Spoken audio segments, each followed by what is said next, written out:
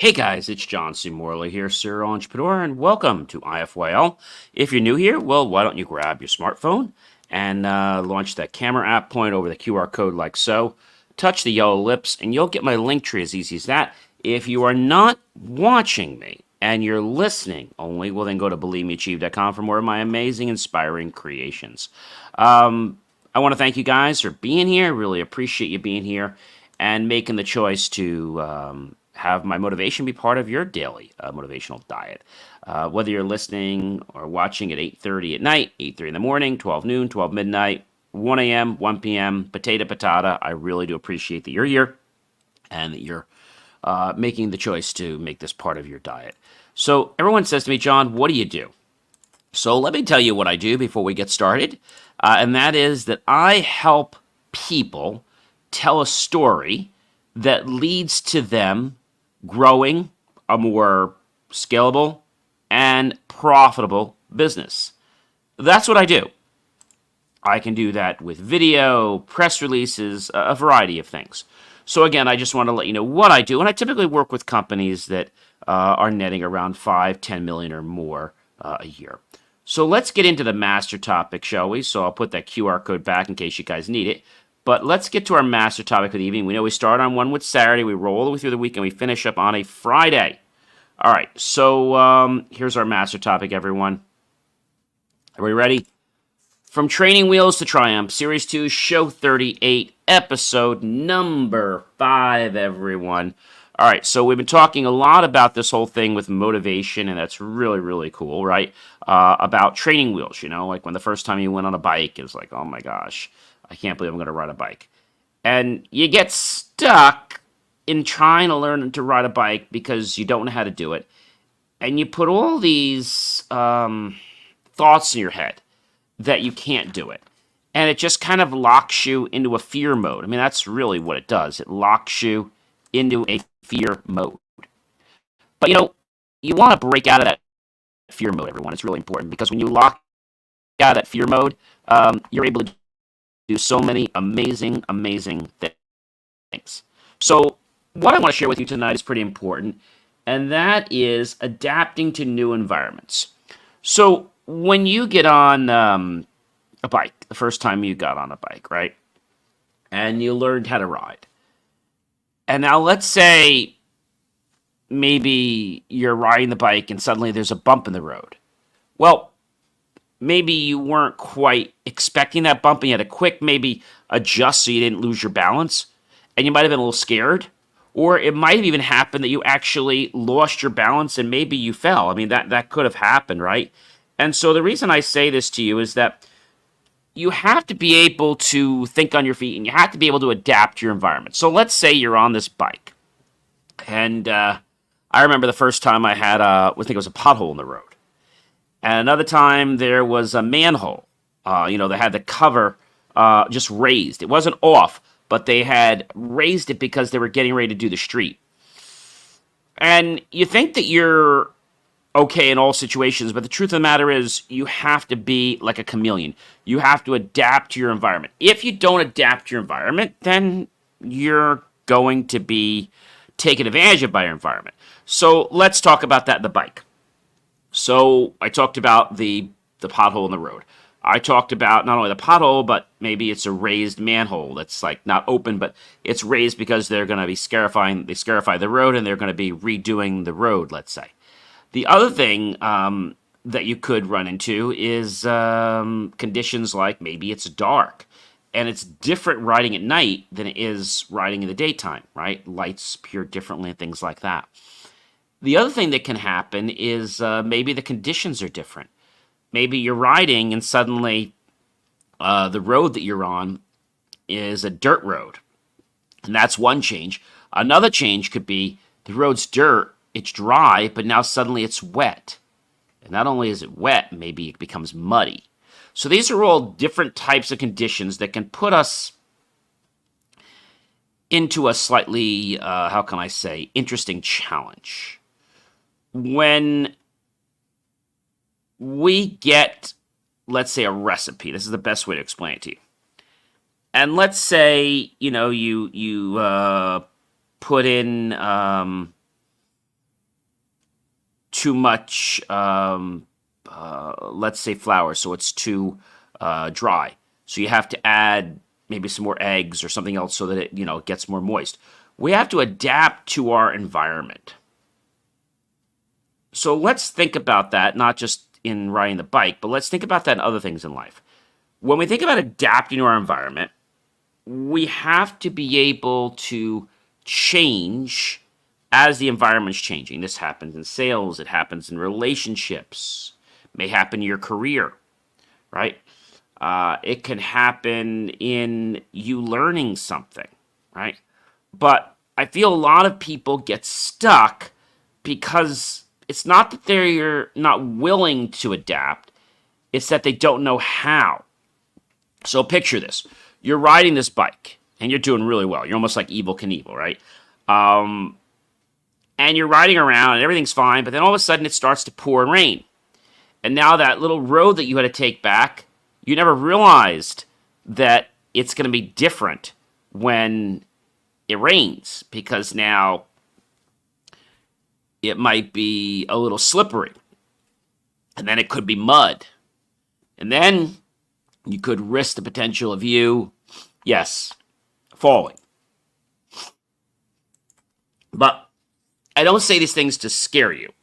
I say these things so that you know how to adapt. I want to talk about something very interesting. It was actually a robot they were doing this test with. I think it was another country, and they were doing this test. And they had this robot, very small robot, and they kept knocking the robot down. And the robot had to keep getting up. It was very agile. It was able to just keep getting back up. So the robot would do more stuff, and then they would knock it down gently on the side, or knock it down the front way, or just try to, get it off balance. And it would fall quickly, but then within a second it would get right back up again. So when you fall, or when you have a situation that is less than ideal, do you give up or say, you know what, I'm going home. This isn't what I bargained for? Sometimes we need to stick through it and make the lemons lemonade, because that situation might just be temporary until we get familiar with it. So adapting to new environments is something we need to learn to be successful. If we want to triumph from our training, we have to know that journey of learning has to be filled with us being able to not only physically be able to do it, but also mentally be able to adapt to our environment. And so our environment's always changing, right? Maybe if you're, let's say, outside and you're exercising, and it's one temperature, but suddenly it gets 95 degrees out. Well, then you've got to adapt, right?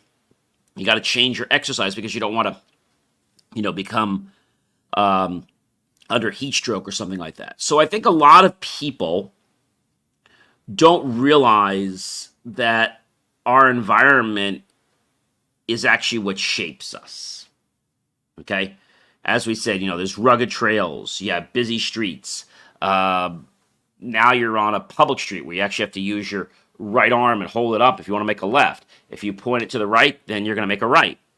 But are you able to adapt? And you might say, John, I want to adapt, but I don't know how. So then that's just a bunch of practice that you need to do to figure out, well, what happens if this goes on? What happens if that goes on? What happens? What do I do? And you might say to me, I'm not sure. So why not ask those questions now and be proactive rather than reactive? So the difference between being proactive and reactive is, if you're reactive, it's like, oh my gosh, this is like I got to do something now. Let's take a situation where maybe you're at your office or your home, and maybe you lose power.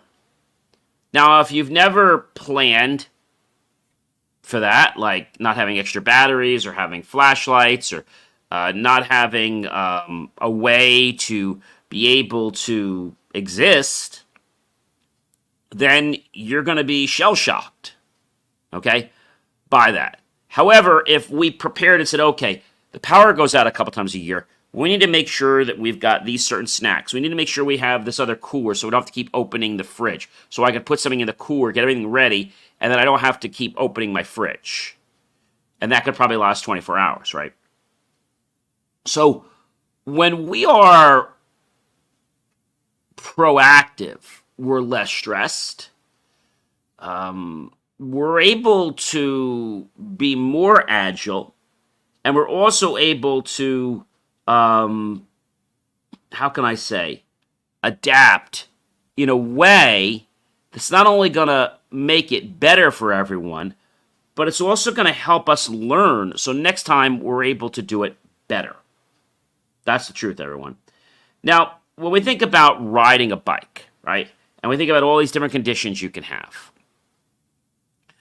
maybe it's the wind outside. It could be whether it's raining or not, whether the sun is out. Maybe it has to do with how many other bikers are on the road. Is there noise on the road? Okay. Are there cars, right? Do you have to be alert to oncoming traffic, or are you just on a private road where you might get a car, but it's not going to be as, let's say, prevalent as you would see on a major highway? And so I remember the adage a long time ago. I was always taught that when you get to a highway, you always walk your bike across the highway. Why? Because when you're on a bike, if something goes wrong and you're going across the highway and something happens, well, you don't have control. So if you walk your bike across the highway, it does two things. One, you're totally in control of your bike the entire time you're walking across the highway. Plus, the cars have a little more respect for you because now they see you're not on a bike, you're taking a little bit of time, and they're going to want to slow down for you so that you can have a safe time of, getting across that highway. So adapting to new environments is something we need to do. Maybe, you've gotten a slice of pizza, and that pizza is really, really hot, right? So what can you do? So one thing, you can wait until the environment becomes cooler, because if you don't, you're going to burn the roof of your mouth. But what else do you do? Well, you could take the pizza, right? I've done this before. And you could start cutting it into little smaller pieces, and it will cool off faster that way. Then by the time I get to my second slice, that slice will probably be at a cool enough temperature for me to eat it. Now, when we think about adapting to a new environment, it's not hard to adapt, but it does take some mental effort. And it takes our desire to want to be able to adapt. All right, that's really important. The next point I want to talk to you about tonight is applying patience and persistence, right? Riding a bike isn't something that happens overnight. You have to have patience. When you get on, and there's training wheels, and maybe you don't have enough strength to pedal, you have to keep building up the strength. And then what happens after you get the training wheels off? And you go to that first driveway and you fall. Well, you got to pick yourself back up, right? But what you also have to do is be patient with yourself. Maybe you see somebody who's making multi-million dollars, and you want to make that. And you have to realize that you have to be patient with yourself, because you might be at a different place in life. You might get exactly where that person is, or you might get further. It's just you have to be patient. A lot of times, the success is actually on its way to you. It just might have not arrived.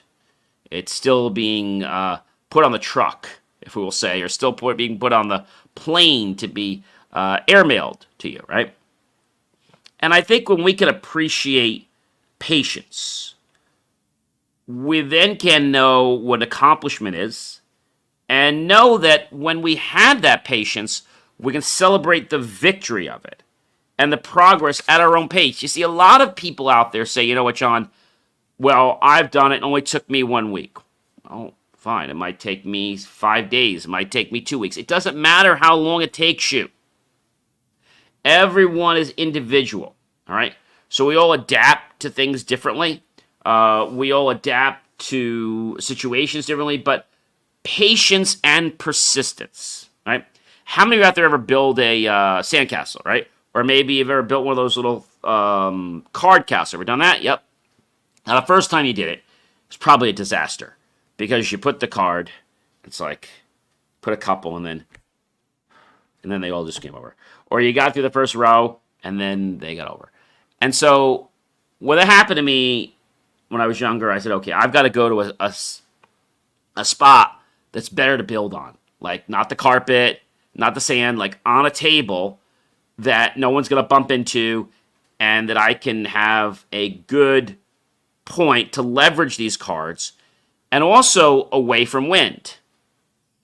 And I remember the first time I got all of my little mini, let's say, teepees there. And then I got the next row, and then I started putting the cards on top and everything. And it's a lot of fun. But if you chastise yourself and say, you know what, I should have been here. I should have been there. Yeah, okay. I want to be there. Be good to yourself because you are on the journey with yourself. And yourself wants you to get there too. It's just that there are some little molehills or there are some mountains you have to climb. But you know one thing that's great? Once you've hit a molehill or you've climbed a mountain of that same type, when it comes up again to rear its head, you're already going to be proactive because you know how to climb it. Maybe you're dealing with an HR manager. And the HR manager is kind of like stuffy. They really don't care about you, or they don't appear to. So you have to realize, why am I here? Am I doing the right thing? And am I going to grow? We always have to ask that question. Am I doing this to become a better version of myself and help others become better versions of themselves? Or am I just doing this to please someone else? If you're just trying to please someone else, then you're in the wrong profession. But sometimes we take tasks or we might take small jobs to be able to reach a certain level, right? Could happen. I think when your body knows that you're working and you're putting effort towards something, it generally gives you the energy, okay, and the thoughts so that you can carry out what you need to do.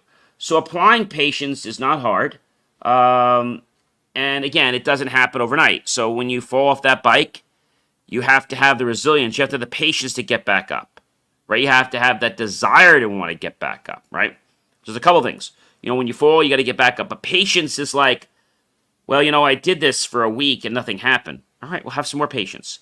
Let's look at that silver lining or that golden lining, because when we do that, we can now start to celebrate those mini victories, right?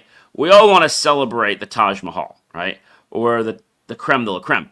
But let's celebrate those things that we started doing. Maybe it was something very minor, and maybe it was something that nobody else cares about. But you should care about it because you've gotten better at it. I think that's probably the most important thing. So thinking about how we triumph, right? Whether it's playing basketball, soccer, whether it's giving a keynote speech or speaking publicly, right? Acting, whether it's dancing, whether it's negotiating, there's always going to be that level of uncertainty the first time. Just like when you rode a bike. The difference between non-successful people and successful people, as I said, successful people hang on just a little bit longer.